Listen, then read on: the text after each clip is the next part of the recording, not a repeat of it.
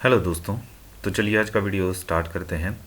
Question 85 तक हमने last video में डिस्कस कर लिया था। आगे देखते हैं 86। इसमें पूछा गया है where is the disk put in a computer. तो आपकी जो डिस्क होती है, चाहे सीडी हो, कॉम्पैक्ट डिस्क हो या डीवीडी जिसको हम बोलते हैं, वो हो, तो आप उसको कंप्यूटर में कहाँ पर रखी जाती है वो, या कहाँ पे इंसर्ट करते हैं। तो आपकी ऑप्शन डी जो है इसके लिए राइट ऑप्शन हो जाएगा। आप डिस्क ड्राइव में उसको पुट करेंगे और देन फिर जो भी वर्किंग है, मतलब जिस तरह की भी वो डिस्क होगी उसमें जो भी डेटा होगा वो या तो रन हो जाएगा या आप कॉपी कर सकें, जो भी मतलब आपको उसमें वर्किंग करनी है वो आप कर सकते हैं। तो ऑप्शन डी जो है 86 के लिए राइट ऑप्शन हो जाएगा। 87 देख लेते हैं। इसमें पूछा गया है the first computer language developed for programming is. तो इसमें से कौन सी पहली कंप्यूटर लैंग्वेज थी जो प्रोग्रामिंग के लिए डेवलप की गई थी। ऑप्शन बी जो है फॉर्ट्रेन इसके लिए राइट आंसर हो जाएगा। पहले भी ये क्वेश्चन पूछा गया था, उसमें पूछा गया था हमसे कि कौन सी कमर्शियली अवेलेबल लैंग्वेज थी जो यूज़ की गई थी। तो 1956 में हमने पहले भी पढ़ा था, फॉर्ट्रेन जो थी ये डेवलप की गई थी, यूज़ की गई थी। तो फार्मूला ट्रांसलेशन हमने इसकी फुल फॉर्म पढ़ी थी, FOR से फार्मूला और TRAN से ट्रांसलेशन। तो ये इसकी फुल फॉर्म थी। 1956 में इसको डेवलप किया गया था। आप गूगल करेंगे तो आपको गूगल पे ये देखने को मिलेगा। 1952 में एलिक ग्लेनिन ने डेवलप किया था Autocode, which some consider to be the first compiled computer programming language. तो इसको भी कंसिडर किया जाता है कंपाइल्ड प्रोग्रामिंग लैंग्वेज के रूप में। तो that means it could be translated directly into machine code. जो भी था आपका ऑटो कोड वो मशीन कोड में कन्वर्ट कर देता था। लेकिन जब आप प्रोग्रामिंग लैंग्वेज की हिस्ट्री में देखेंगे तो यहाँ पे आप देख सकते हैं, तो आपकी इसमें फॉर्ट्रेन ही जो है फर्स्ट प्रोग्रामिंग लैंग्वेज। यहाँ पे आपको कुछ और नाम भी देखने को मिलेंगे, आप विकिपीडिया पे जाएंगे। लेकिन जो हमसे ऑप्शंस पूछे गए हैं, हमको उसी में से, इन्हीं में से जो सबसे पहले जो आपकी डेवलप की गई है उसके बारे में बताना है। तो इन चारों ऑप्शन में से आपका जो है ऑप्शन बी राइट आंसर होगा। आपकी कोबोल जो थी 1959 के आसपास डेवलप की गई थी। इसके साथ ही आपकी जो सी लैंग्वेज थी वो 1969 से 1973 के बीच, और 1972 आपको देखने को मिलेगा सी का जो एग्जैक्ट ईयर है। बहुत सी जगह आपको 1972 देखने को मिलेगा, जबकि सी प्लस प्लस का जो ईयर है आपको 1985 देखने को मिलेगा जब ये डेवलप की गई थी। चलिए नेक्स्ट क्वेश्चन की तरफ बढ़ते हैं। 87 के लिए ऑप्शन बी राइट ऑप्शन था। 88 में हमसे पूछा गया है to calculate perform calculation and store data computer use which number. तो कैलकुलेट करने के लिए, कैलकुलेशन के लिए और डाटा स्टोर करने के लिए कंप्यूटर जो है कौन सा नंबर सिस्टम यूज़ करता है। तो आप सभी जानते होंगे बाइनरी नंबर सिस्टम, जो आपकी 0 और 1 की फॉर्म में स्टोर किया जाता है आपका डेटा हो, या फिर वो उसको कैलकुलेशन करनी हो, तो वो सारा जो है कंप्यूटर आपकी वर्किंग 0 और 1 की फॉर्म में करता है, यानी बाइनरी फॉर्म में करता है। ऑप्शन डी इसके लिए राइट आंसर हो जाएगा। 89 में हमसे पूछा गया है डॉस स्टैंड फॉर। तो आप सभी जानते होंगे डॉस जो था, MS डॉस, माइक्रोसॉफ्ट डॉस। तो डॉस की फुल फॉर्म थी आपकी disk operating system. Option B है 89 के लिए राइट आंसर है। तो आपको पता भी होगा कि जो माइक्रोसॉफ्ट है वो जो सबसे पहला ऑपरेटिंग सिस्टम है वो उसका MS डॉस ही था। डॉस को जो है माइक्रोसॉफ्ट अपना पहला ऑपरेटिंग सिस्टम मानता है, यानी डिस्क ऑपरेटिंग सिस्टम को।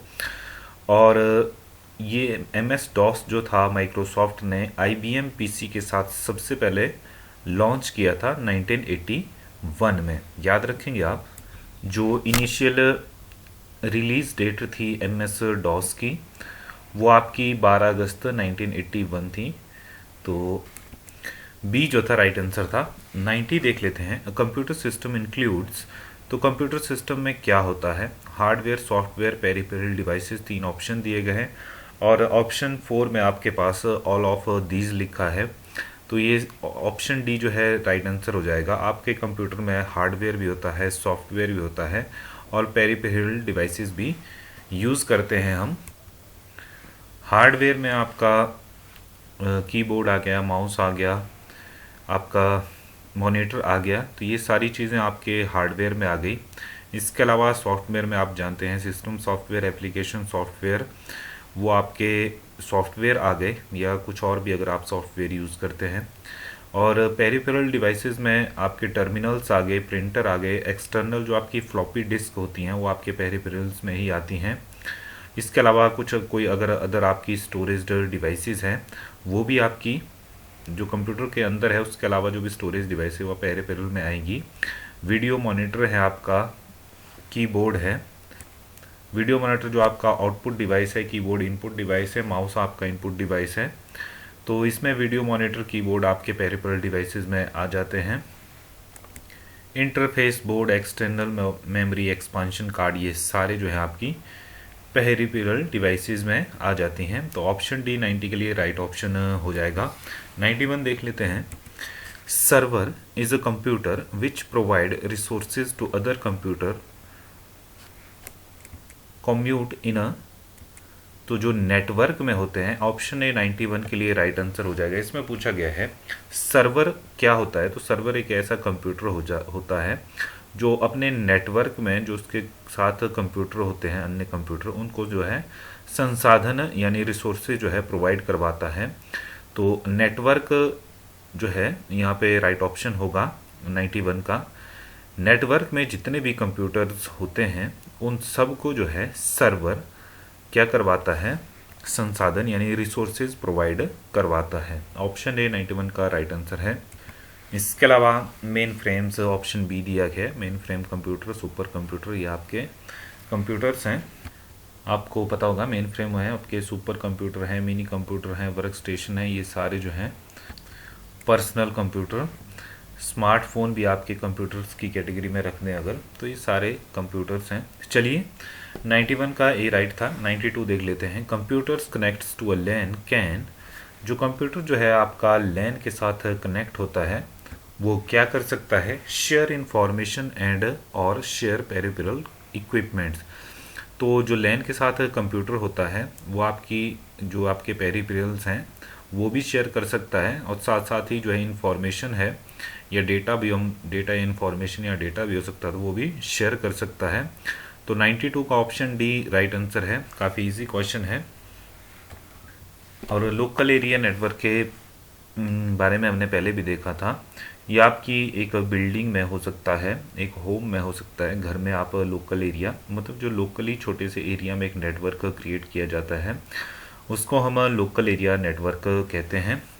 एक बिल्डिंग, एक स्मॉल एरिया में, एक ग्रुप ऑफ बिल्डिंग्स में भी हो सकता है आपकी, और साथ साथ जो है घर पे या आसपास भी आप एक लोकल एरिया नेटवर्क क्रिएट कर सकते हैं। 93 देख लेते हैं। The home page of a website is, तो आपको पता है जो होम पेज होता है वेबसाइट का वो फर्स्ट पेज होता है। मान लीजिए आपने HPPSC शिमला की जो है साइट ओपन की है और उसके पहले पेज पे आपने क्लिक, जो भी आपने उसका URL डाला या गूगल में HPSC शिमला लिखा, तो जो भी आपने पहला क्लिक किया वो जब वेबसाइट खुलेगी वो उसका होम पेज होगा, और उसी को हम फर्स्ट पेज भी बोलते हैं। फिर वहाँ पे अलग अलग कैटेगरीज हो सकती हैं रिक्रूटमेंट्स की, कौन कौन सी नई नोटिफिकेशन है ऐसी कोई कैटेगरी हो सकती है, या फिर कोई रिज़ल्ट निकले हैं उसके अलावा। उसके बाद जो भी क्लिक करके जो पेज खुलते जाएंगे वो आपके बाद के पेजेस होंगे, और पर जो सबसे पहले पेज खुलेगा उसको हम होम पेज बोलते हैं। और होम पेज ही जो है फर्स्ट पेज होता है किसी भी वेबसाइट का। तो ये यहाँ पे पूछा गया है। 93 का सी राइट ऑप्शन है। 94 देख लेते हैं। Background of screen is known as, तो जो बैकग्राउंड है स्क्रीन का, ऑप्शन सी जो है 94 के लिए राइट आंसर है। यहाँ पे पूछा गया है जो स्क्रीन का बैकग्राउंड है उसे हम क्या कहते हैं, तो डेस्कटॉप कहते हैं। तो जनरली हम टर्म यूज़ करते हैं कि कोई भी फाइल है, कोई फोल्डर है, वो आपके डेस्कटॉप पे पड़ा है, यानी जो आपकी स्क्रीन है फ्रंट स्क्रीन उस पर पड़ा है। या अगर इस क्वेश्चन को ऐसे भी कहा जाता, बैकग्राउंड ऑन अ स्क्रीन, यहाँ पे ऑफ लिखा है तो वो वॉलपेपर हो जाता आपका, उसको आप वॉलपेपर कहते हैं जो आपने स्क्रीन में बैकग्राउंड लगाया जाता है। लेकिन यहाँ पे पूछा है background of a screen is called. तो जो 3 ऑप्शन हमारे पास अवेलेबल हैं, 4 ऑप्शन माफ़ कीजिए, उनमें से जो है सी इसका अप्रोप्रिएट आंसर हो जाएगा, राइट आंसर हो जाएगा। चलिए नेक्स्ट देख लेते हैं। Which is created by an application. तो एक एप्लीकेशन द्वारा क्या चीज़ क्रिएट की जाती है। ऑप्शन है एग्जीक्यूटेबल फाइल है, आपके सॉफ्टवेयर प्रोग्राम है, ऑपरेटिंग सिस्टम है और डॉक्यूमेंट है। तो डॉक्यूमेंट इसमें आपका राइट आंसर हो जाएगा। एप्लीकेशन क्या कर सकता है, तो एक डॉक्यूमेंट क्रिएट कर सकता है। आपका जो MS वर्ड है या पूरा MS ऑफिस ही है, जिसमें आपका वर्ड, एक्सेल, पावर पॉइंट ये सारा आ जाता है, तो आपकी वो क्या है, एक एप्लीकेशन सॉफ्टवेयर है, या आप उसको जनरली एक एप्लीकेशन भी बोल सकते हैं MS ऑफिस को। तो आपका पूरा MS ऑफिस है, कोई ना कोई डॉक्यूमेंट बनाता है, वो एक्सेल में बने या आपका वर्ड में बने या कहीं किसी और चीज़ में बने। तो एप्लीकेशन इसमें से क्या करने के लिए यूज़ की जाती है, एक डॉक्यूमेंट बनाने के लिए यूज़ की जाती हैं। एग्जीक्यूटेबल फाइल्स जो होती हैं आपकी, जैसे ऑप्शन ए दिया गया है, तो एग्जीक्यूटेबल फाइल्स क्या होती हैं आपकी। An executive file is a file that contains encoded instruction that can be executed by an operating system. तो एग्जीक्यूटिव फाइल जो है उसको क्या करता है, ऑपरेटिंग सिस्टम एग्जीक्यूट करता है और उन एग्जीक्यूटिव फाइल में आपकी एनकोडेड इंस्ट्रक्शन होती हैं जो एग्जीक्यूट करवाई जाती हैं ऑपरेटिंग सिस्टम द्वारा। और एग्जीक्यूटेबल फाइल की आपकी एक्सटेंशन आपको पता होगा .exe जो होती है, इसकी फुल फॉर्म होती है, माफ़ कीजिए, उसकी एक्सटेंशन होती है जो एग्जीक्यूटिव फाइल्स की है। सॉफ्टवेयर प्रोग्राम्स क्रिएट नहीं कर सकता आपका एप्लीकेशन। तो और इसके साथ ही ऑपरेटिंग सिस्टम, एप्लीकेशन जो है ऑपरेटिंग सिस्टम नहीं बना सकता, जबकि एप्लीकेशनें जो है आपकी ऑपरेटिंग सिस्टम पे रन करती हैं। तो सही आंसर सी ही होगा 95 के लिए। चलिए नेक्स्ट देख लेते हैं 96। Pascaline is also known as. तो यहाँ पे पूछा गया पास्कलिन जो एक मशीन थी वो किस नाम से जानी जाती थी, तो हम उसको एडिंग मशीन कहते थे। ऑप्शन बी जो है राइट आंसर है 96 के लिए। तो थोड़ा देख लेते हैं। The Pascaline was designed and built by, एक फ्रेंच आपके मैथमेटिशियन थे और फिलोसफर थे, जिन्होंने पास्कलिन जो थी उनके नाम से इसका नाम पास्कलिन पड़ा। उनका नाम था ब्लाइज पास्कल। तो उन्होंने 1642 और से लेके 1644 के बीच कभी ये चीज़ मशीन इन्वेंट की थी, जो कि क्या काम करती थी, आपका अर्थमेटिक ऑपरेशन। और अर्थमेटिक में भी सारे ऑपरेशन नहीं करती, सिर्फ एडिंग का काम करती थी। तो ऐड करती थी चीज़ों को, इसके माफ़ कीजिए, ऐड और सब्ट्रैक्ट ये दोनों ऑपरेशन करती थी। तो इसके कारण ही जो था, पास्कल ने बनाई थी ये मशीन, तो इसको पास्कलिन नाम रखा गया। और एडिंग और सब्सट्रैक्शन कर सकती थी, तो पास्कलिन को हम एडिंग मशीन भी बोलते थे। ये देख सकते हैं आप, ये इमेजेस जो हैं ये 1642 और 1644 के बीच जो थी, एक फ्रेंच मैथमेटिशियन थे, इन्होंने ये डेवलप की थी। यहाँ पे आप इनका नाम पढ़ सकते हैं, ये है इनका नाम। तो चलिए नेक्स्ट क्वेश्चन की तरफ बढ़ते हैं। Computer instruction written with the use of English words instead of binary machine code is called. तो जो हमारे कंप्यूटर के इंस्ट्रक्शन हैं जो कि बाइनरी कोड में नहीं लिखी जाती, इंग्लिश वर्ड में लिखी जाती हैं, या जो इंग्लिश वर्ड में लिखी जाती हैं बाइनरी मशीन की जगह, ऐसा पूछा गया क्वेश्चन में, तो उनको हम क्या कहते हैं। ऑप्शन बी जो है सिंबॉलिक कोड राइट ऑप्शन हो जाएगा। ऑप्शन बी 97 का राइट आंसर है, सिंबॉलिक कोड कहा जाता है। और ऑप्शन ए में मैनीमोनिक्स के बारे में, मैनीमोनिक्स लिखा है, तो अब मैनीमोनिक्स क्या होते हैं, तो ये देख सकते हैं आप। मैनीमोनिक इज़ अ विजुअल और auditory aid that helps an individual remember something. तो या तो ये विजुअल और या फिर और बोली गई जो मतलब ऑडिबल होती है, ऑडिटरी एड है जो किसी को हेल्प करती हैं कुछ रिमेंबर रखने के लिए, याद रखने के लिए। मैनीमोनिक का सबसे बड़ी एग्जांपल ये है, यहाँ पे देखिए इक्वल्स टू जो है, इसको हम सिंबल है इक्वल टू का ये, और इसका मैनीमोनिक्स हम ई क्यू लिख सकते हैं। और नॉट इक्वल टू ऐसे लिखा जाता है, ये देख सकते हैं, और इसको हम एन ई लिख सकते हैं। तो ये मतलब है मैनीमोनिक्स का। तो जो भी ये डेफिनेशन है, मतलब जो भी यहाँ पे लिखा गया उसका सिंबल ये है। और शॉर्ट फॉर्म हम अगर देखें जो अंडरस्टैंड करने के लिए हमारे, जिसको हम समझ सकते हैं, तो ये फिर इसके मैनीमोनिक्स आ गए। तो एक और एग्जांपल देखें अगर, तो यहाँ देख सकते हैं आप सिंबल्स है एंड, इसको हम, इसका मैनिमोनिक्स हो गया ए एंड डी जो पूरा इसका वर्ड है, और लॉजिक एंड डेफिनेशन है, इसको हम लॉजिक एंड बोलते हैं, इसको लॉजिक और बोलते हैं, और इसको नॉट बोलते हैं। तो ये होते हैं मैनिमोनिक्स। अगले क्वेश्चन की तरफ बढ़ते हैं। यहाँ पे हमसे पूछा गया है high speed device used in CPU for temporary storage during processing is called. तो इसमें पूछा गया कि एक टेम्परेरी स्टोरेज के लिए हाई स्पीड डिवाइसेस होती है जो काम में लाई जाती है प्रोसेसिंग के समय, तो वो क्या होती है? तो एक register, option A right answer हो जाएगा। इससे पहले जो लास्ट वीडियो था उसमें पूछा गया था कि कौन सी मेमोरी जो है वो यूज़ की जाती है जब भी प्रोसेसिंग चल रही हो, तो टेम्परेरी ही था उसमें भी, तो वहाँ पे रजिस्टर नहीं था, रैम ऑप्शन दिया गया था, तो रैम उसमें सही ऑप्शन था। तो आप देख सकते हैं यहाँ पे रैम ऑप्शन नहीं है, यहाँ पे रजिस्टर है। अगर मान लीजिए इस सेम क्वेश्चन यही होता और इसमें रैम भी ऑप्शन होता, तब भी आपका जो था रजिस्टर राइट ऑप्शन होता, क्योंकि रैम और रजिस्टर में फिर रजिस्टर जो है सबसे फास्ट हाई स्पीड मेमोरी हो जाती है। तो ऑप्शन ए रजिस्टर जो है 98 के लिए राइट ऑप्शन है। चलिए अगले क्वेश्चन की तरफ बढ़ते हैं। इसमें पूछा गया है a button that makes characters either upper case और lower case and numbers to symbols, तो उनको क्या बोलते हैं हम? तो ऑप्शन है शिफ्ट की, ऑप्शन बी राइट आंसर हो जाएगा। तो यहाँ पे पूछा गया था एक बटन जो अक्षर को या तो अपर केस या लोअर केस पे या नंबर को सिंबल में चेंज कर देता है, तो कौन सी की होती है? शिफ्ट की होती है। देखें जैसे आप शिफ्ट की दबाएंगे और नॉर्मली टाइप करेंगे तो आपका जो करेक्टर जैसे ABCD कुछ भी लिखेंगे आप, ऐसे तो अगर कैप्स लॉक भी यूज़ करके आप ये चीज़ कर सकते हैं, लेकिन आपने शिफ्ट की दबाई हो तो अपर केस और लोअर केस में आपके करेक्टर टाइप होना शुरू हो जाते हैं। अगर मान लीजिए लोअर केस में है, शिफ्ट की के साथ कुछ भी प्रेस करेंगे वो अपर केस में आ जाएगा। सेम ही अगर आप नंबर के साथ करते हैं, कोई नंबर वाला कीपैड पे कोई भी नंबर टाइप करते हैं और आपने शिफ्ट की प्रेस की गई होगी, तो जो भी कुछ सिंबल जो हैं, कुछ कीज़ पे जो भी अलग अलग सिंबल्स डिफाइन हैं वो आपके टाइप होना शुरू हो जाएंगे। तो ऑप्शन बी 99 के लिए राइट ऑप्शन था। 100 जो हमारा नेक्स्ट क्वेश्चन है उसमें देख लेते हैं क्या पूछा गया है हमसे। A storage device use to compensate the difference in flow of data is also known as.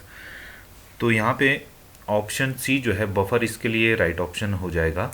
Buffer की डेफिनेशन देखेंगे आप, तो बफर की डेफिनेशन होती है अ buffer is a storage device. तो बफर भी आपकी एक स्टोरेज डिवाइस है जो इसका यूज़ किया जाता है जो भी डिफरेंस होता है उसको कंपेंसेट करने के लिए, और या फिर आपका जो डेटा फ्लो का रेट है, किस रेट से डेटा फ्लो हो रहा है उसको कंपेंसेट करना हो, तो उसके काम में आता है। तो देख सकते हैं आप, अगर यहाँ पे a buffer is a solution that can resist pH change upon the addition of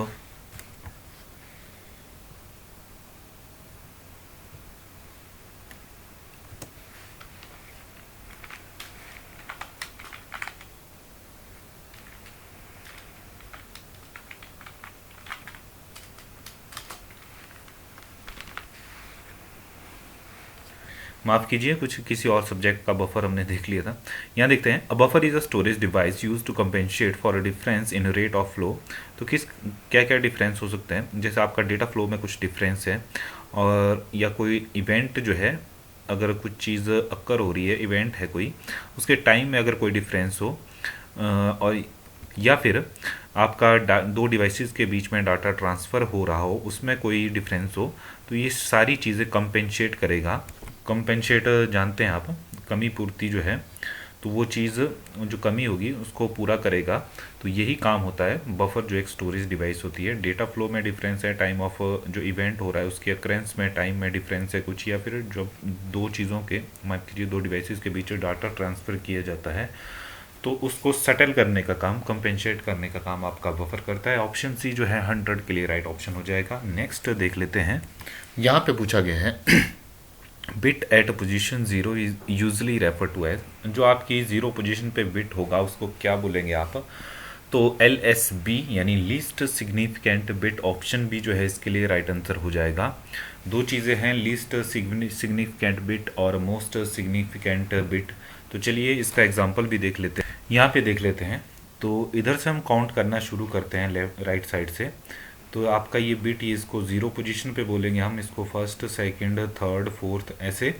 तो जब भी आप राइट साइड से इसको काउंट करना शुरू करेंगे तो लीस्ट सिग्निफिकेंट बिट क्या होगा आपका, यहाँ पे ये देख सकते हैं, यहाँ पर रेड में है 1। जो राइट साइड आपका 1 है वो आपका लीस्ट सिग्निफिकेंट बिट है, जबकि जो आपके लेफ्ट साइड में सबसे पहला 1 है इसको हम मोस्ट सिग्निफिकेंट बिट बोलेंगे।